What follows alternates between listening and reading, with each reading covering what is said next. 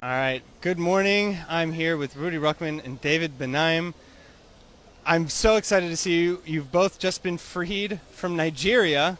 You captured on July 9th in the morning from synagogue, taken to DSS state prison. How does it feel to be back?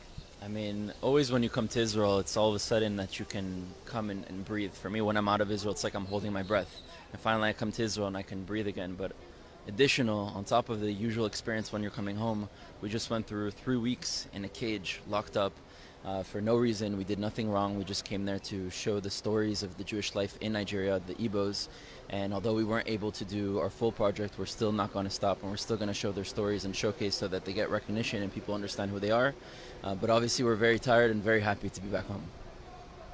Yeah, it's amazing to be home. It never felt that amazing to say that we are back home in Israel. For somebody that just met Aliyah a few years ago, it has a lot more sense. But we feel great. We are very thankful about all the people that really worked tirelessly to help us being back home today after 19 days of captivity, 20 days I think we would say for the full period. But yeah, it's amazing to be back home. Why did you go to Nigeria first? Yeah, so our first season is on Africa, and so we have 6 different countries across Africa, each with different and unique different stories. Nigeria is just the biggest story. It's just the most amazing community that's very different than the others. There are 50 million Igbos that they estimate, and it's just the biggest story, so that's the one that we wanted to start with first. David, can you speak a little bit about what it took to release you? It took a lot of effort from 3 different kind of chancelleries, embassies, French, American, and Israelis that worked really in coordination. Each of them had their roles, and we can't discuss every single details. First of all, we have to learn all the details because we were kept secret from a lot of it during the time we were there because we had no means of communication most of the time. The families were really involved in back channels to be able to help us get out. Finally, kind of quickly when you look at similar stories, but we were helped with a lot of forces. One of the forces that I would like to mention particularly that was able to provide food for us and a lot of emuna, a lot of faith all the time is the Chabad of Nigeria. Israel Uzan was there from the 5th or the 6th day of captivity, helping us, bringing us food, helping us bring food as well to one of the women that was held captive with us. So yeah, it's pretty amazing to know that there is the regular diplomacy and there is the Chabad diplomacy. So that's pretty good. Now, I understand that when you were taken by about a dozen men in ski masks. Yes, and now we have Noam. Thank you so much. You are the third person who was taken into custody by the DSS. Thank you for joining us on camera, first of all. How are you feeling, actually?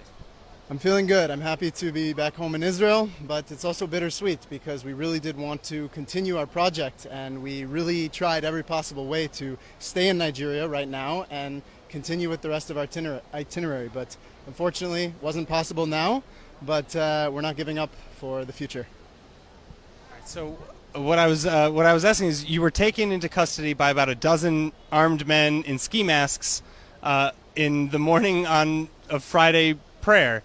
Did you know you were being arrested? No, so they told us that we're being invited and that we'd have a quick conversation with the chief just to clear some things up. We had an idea that it had to do with certain posts that were going viral the night before, that we clearly made a statement that we had nothing to do with such movements, we had nothing to do with any sort of separatist things. And they told us we would go for a quick meeting, take 30 minutes, we'd come back to our hotel. In fact, all of our stuff was open in our hotel rooms. We ended up staying there the entire night, and then the next morning they wake us up from sleeping on the floor. They stuff us back with the black ski masks at gunpoint into cars, and they took us 9-hour drive to Abuja, a very dangerous drive, just swerving and speeding all over. And then we find ourselves 20 days locked up in a cage over there, and at no point were we actually even arrested. They didn't tell us they were accused of something, they didn't tell us you're officially arrested of something, and their status of invited is what allows them to not allow us to have a lawyer, not allow us to have a phone call, not allow us to have any rights because we're there at our own will. But several times we try to say, okay, so if we're here at our will, then let us go. And they said, no, if you go, then we'll stop you. And we tried a few times, and they, again, jumped on us and threw us back into the cage. There's actually one time that me and Noam put our tefillin on and just walked out to the lobby and started saying, we're innocent, let us out. We made a scene for all the people there, even civilians that were walking into their headquarters, and 10 people came on us, threw us back into the elevator, and threw us back into the cage. So we really tried to do everything to get out. But I didn't have my phone the whole time. I didn't have a phone call the whole time. I didn't speak to my family. I didn't speak to anybody. So, the first 5 days were the hardest because we didn't even know if people knew about us. We didn't even know if people knew we were gone. We didn't know what was going on. It was just one moment where we're there with the community. The night before, we were really like having a sort of meeting with everyone. We're talking or going up like late and discussing. And then the next morning, all of a sudden, we find ourselves in prison. So I want to know, you mentioned Chabad, David. Do you have any other maybe special words to say to the services that they provided you? Andrew, Noam, I want to hear from you a little bit more as well. Sure. So our initial hope when we were in the dark, not knowing if anybody knew what had happened to us, was that reaching out to Chabad was going to be our only way of letting them know that we were actually being detained, and then that the word could spread that way. So, we were adamant that we really were not going to eat anything other than, some bread that they gave us for the first 5 days until we got kosher food. And I think that had a big role in, keeping our morale up and making this all worth something in the end. So, what's next for We Were Never Lost, I should say, because I understand that even though your visa has not expired, you're not returning to Nigeria anytime soon. Yeah, we still hope to at some point go back to Nigeria. We understand that right now, due to the circumstances, maybe with this regime we won't be able to. But we do have a decent amount of footage. We can still tell a story. There are Igbos here in Israel that we can document. There are other ways of getting the story out. And the point is not just to make a film. The film's point is to get this story out for people to recognize and for their stories to be told. So there are many ways of doing that. We're going to find the way, and there are other countries we still need to go to in Africa to finish the season, and we're going to be doing that. And We Were Never Lost is not a one-trip story. It's 6 episodes each season for a different continent every time. So we really are going to do Africa, finish all the different countries we want to visit in Africa, discover all these communities that are lost to our consciousness, and then we are going to go to Asia, South America, Europe, and the Middle East. And so we are going to make We Were Never Lost something that's very important for the Jewish people and for the world to know about the Jewish people all around the world. So, if we can continue, if you don't mind, I'd love to know, I want to get into a little bit more depth. First of all, you mentioned that your treatment was inhumane. We heard rumor that one of you was injured and needed... Yes. We were not captured in the synagogue. Oh, not in the synagogue. We're getting ready from our hotel room, and they just said, you have to come downstairs. There's police downstairs. So we were just getting our stuff ready. Our bags weren't even yet closed. We go downstairs, and all these men with guns, actually, it's ironic, they had Tavors, Israeli guns, and they had black ski masks, and their chief, who was named Casey, comes and says, don't worry, everything's good, you're invited, you're not arrested, you're just coming for a quick little interview, and everything's going to be done within 30 minutes. And, for us, we didn't want to cause any problems, so we went, and, we found ourselves for 20 days locked up. I want to add quick that, when we initially were taken in, we were very calm because we understood that there was a miscommunication that happened. And coming from Israel, we can understand if a country is going to take their national security seriously. But we figured once we go in, explain our story, show them our footage, it's going to be cleared up very quickly. And that's when we didn't get any information. They just continued to hold us there. After the investigation finished, we were just continually held with no reason, with no understanding of what was going on. So I understand that one of you was actually let go. I believe it was you for medical treatment on condition that you be returned. Yeah, and I was returned many times.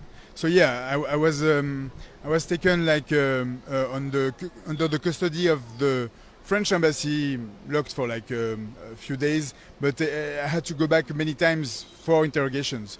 And every time I had to go back to the DSS headquarters, my heart was beating very hard, and I had no idea if I was going to be held again, if I was able to see the boys. It was every single time a very, very emotional and strong moment to return to this facility. It is a prison, it is jail. It's something where you know that you won't have access to diplomacy, to people. So returning there was always an exercise that's I don't wish anyone. May I ask what constituted their version of I guess their treatment and their interrogation? What were they looking for? What were they asking? Well, the thing is, there's a movement in Nigeria trying to free the South. That's what they call it. They call it Biafra. There was actually a civil war back in the 60s, and they failed.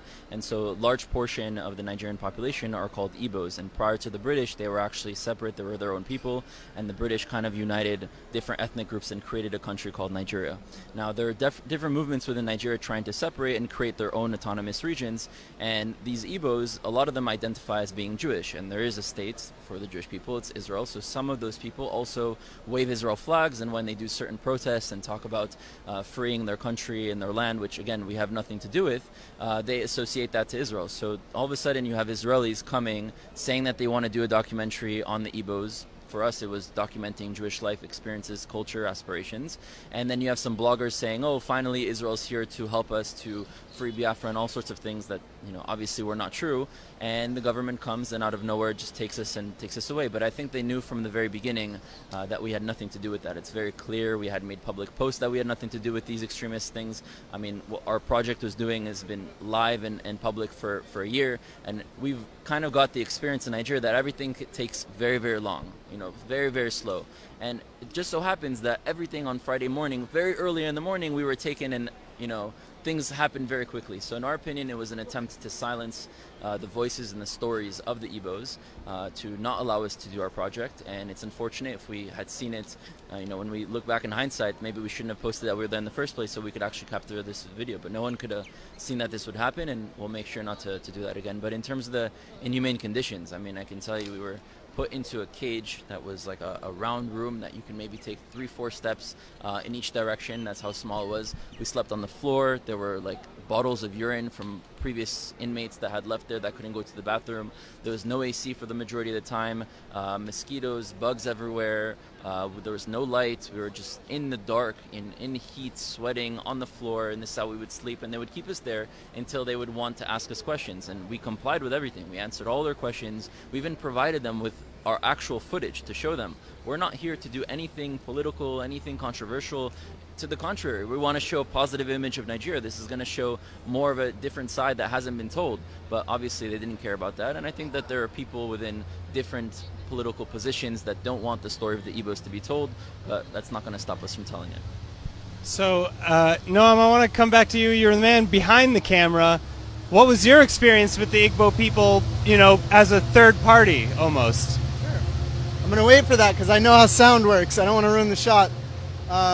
There's just one thing that I don't know if we touched on, and it's that with the articles that were being shared upon our arrival, when people used our images, they completely fabricated a story. They said that the leader of this movement had prophesied that when a Sefer Torah arrives in Nigeria, that'll be like the revival of their movement, when in reality there's already, to my knowledge, at least a dozen Sefer Torot in Nigeria. So they basically saw what we were doing and said, oh, we prophesied this, and created this fake narrative. And the government bought the narrative, and even when we presented them with all the evidence and they couldn't find anything to hold us, it still continued on. It's possible the government made the narrative themselves. We don't know because we never got answers. Even when we were released, we never got answers as to why we were held, what they really were looking for, what the problems were. We were left completely in the dark. Go ahead. Slicha. You're good. Slicha. We're back in Israel. We're back in Israel. But I do want to say quickly, we had spoken with many individuals who had come to Nigeria and visited the Igbo Jews, and they were saying that it's like people are skeptical about their Jewish identity. Is it real? And we were told that when you get there, you feel it, you see it, you experience it. The way they treat each other, the way they talk about Torah, their seriousness and their dedication. It's not some sham that they're just doing as a cover. It's very real. And so even though we only had 48 hours with them, we all felt it. We really connected with them. And, it gave us a taste that we really want to learn more. Yeah, I mean, he said it perfectly. Like, these communities are actually Jewish within their neshama. Now, we can't prove historically, genetically, because those studies haven't been done. It's possible that they actually do descend from the tribes of Israel, but we don't know. But the reality is that they do see themselves as Jews. They do practice Judaism. They do see themselves as a part of Am Yisrael. And our goal in this whole project is to tell their story. And your question was to Noam, what did he feel being behind the camera and something is happening to him and he cannot he was extremely frustrated because every single second that we could not shoot was something that was lacking of the story we wanted to say. for the first 4 days, like he was still hoping that we would get out and be able to like go in the country to film. And how are we going to make up for the time we lost being like a cage instead of being able to tell the story? And as a journalist, I feel the same way. At some point when we became the story, we kind of like lost the purpose of us going to tell the story. So that's why Rudy said next time we will probably not post on social media during our filming, because yes, we have to focus on like telling the story of the people we are going to visit. Rudy, can you quickly give some context about Lisbon? So I was just going to say, speaking of I'm a Lisbon, I'd like to know about the fourth person who was taken into custody by the DSS. Thank you for reminding me. Tell me about I'm a Lisbon. So it's Ima Lisbon. She's a mother of many children, many of them that we met, that we spent time with. Beautiful souls, beautiful people. She's not just the mother of children. She's also basically a mother for the whole community. She's one of the leaders there. She took us in. She hosted us. She gave us food. She said, whatever you need, I'll be there for you. She took us to see an Igbo king. We were supposed to do a ceremony. She bought me like a whole Igbo gown. And she's really the caretaker for this community and the rock and the glue that keeps them all together. Unfortunately, when we were taken, she was taken along with us. She was with us for the first 24 hours when we were still in Anambra State. When we were taken to Abuja, she was taken with us in the car ride. And as soon as we got there, they separated us from her. Now, every single time that we received food from Chabad, we separated a third of that food or a fourth of that food. And when we were 3, when we were 2, we did a third, and we gave her that, and we made sure that the DSS officers gave her the food so that she can eat, because she's a Jewish woman and she also needs to eat. When we were released, we spoke with Chabad to make sure that they would continue to provide them food and to continue allowing her to be able to be fed, because the conditions there are just horrible, and we can go more in depth at that later time. But yeah, I saw her one time while we were there, because they keep women in a different building. She was on her way to go see the doctor. I rushed, gave her a hug, asked her if she's okay. She said, I'm okay, but I'm not feeling too well, so I'm going to see the doctor. And since then, we haven't been able to see her, but we've constantly asked the DSS officers, how is she, how is she, how is she? But we can't believe anything that they tell us. So, we really don't know her situation now. So we really want to, now that we're free, not that, it should have been us first and her next, but the reality is that we were free first. She's still there. She's still in their custody. She's still being detained for no reason. And we'd like to spread awareness of her story and the importance of who she is for the community, and for her to be freed as well, to go back to her family. So I want to say, what are you planning next? I know that these efforts to free Ima Lisbon, but also to continue this project of We Were Never Lost. Are you planning to continue this trip anytime soon, or maybe to take a breather now after this ordeal? So when I joined the army, I learned the hard way in Israel, that no means try harder. So the fact that they put us in a prison cell, in a cage for 20 days is not going to push us backwards. It's only going to push us forward. We're going to take this energy, we're going to take what we went through, and we're going to go make something out of it. We're going to continue in different countries, Madagascar, Uganda, Zimbabwe, Tanzania, Ethiopia. Those are the rest of the countries we need to go in Africa. Maybe, we'll be able to go to Nigeria. We always have hopes, but it looks like for the time being we won't be able to. But even if we won't, we still captured enough to show something to the world. Maybe not a full episode, maybe something that's 10 minutes long. Maybe if we film other people here that are Igbo in Israel, and also tell the story of what we went through, and add kind of like an episode that kind of mixes both, that can be an episode. But no matter what, we're going to still do this project, and Africa is just the first season. So any special messages for anybody who helped get you out, who helped organize at the embassy, at Chabad, your family, in the Igbo population? Yeah, first of all, the Igbo population that welcomed us with really open arms the first few days we were there. Every single embassies that were involved, really, thanks to our families that worked days and nights. So definitely. And Chabad, that was the little touch, the supplement of love that brought us family there, and that was pretty impressive. But I left with 2 friends, and I'm back with 2 brothers, so that's also something very impressive. Yeah, look, the embassies did a ton on our behalf. From the moment they found out that we were taken into custody, they worked nonstop, Israeli, American, and French, all working together with our families, speaking to them every day. So they really helped us feel that at least we had a backing, and although we couldn't make any noise ourselves being trapped in a cage, that we had political individuals, diplomats that were doing that for us and helping spread what we were experiencing to our families. Yeah, and in addition to that, I'm sure there's a lot of people around the world that prayed for us, that gave us positive energy, that shared our message, that tried to speak out about us, and it's very important because in those moments, we don't have any power. We can't speak, we can't talk, we can't go to anywhere. We're really locked somewhere, and we're just looking at ourselves. I can't tell you how many times me and Noam looked at ourselves like, how are we here? Like, how did this happen? We're like behind bars and we're just looking outside like, how did we even get here? And so it's important that whenever someone's in this situation in the future, currently, I'm sure there's other people that are falsely, in prison. I know one of your friends is still needs to be freed in Turkey for some false accusations as well, that we are there for them because they can't be there for themselves. All right. Thank you so much again, David, Rudy, Noam. It was so amazing that you invited us here to meet you when you came out, and I'm so happy that you're free. It was very hard not to speak more about your captivity. We wanted to. We were asked to try and keep a low profile, and yeah. It's very important what you're saying, because now that we've been out for a few hours, like we've seen how much false information were spread. We were taken because of false information being spread. So before you share anything out there, be careful. Make sure that you get the information right.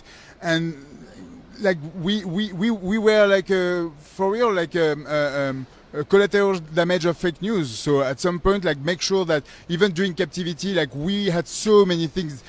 People said so many false information. So please be careful. Don't spread any false information. Thank you so much. Thank you.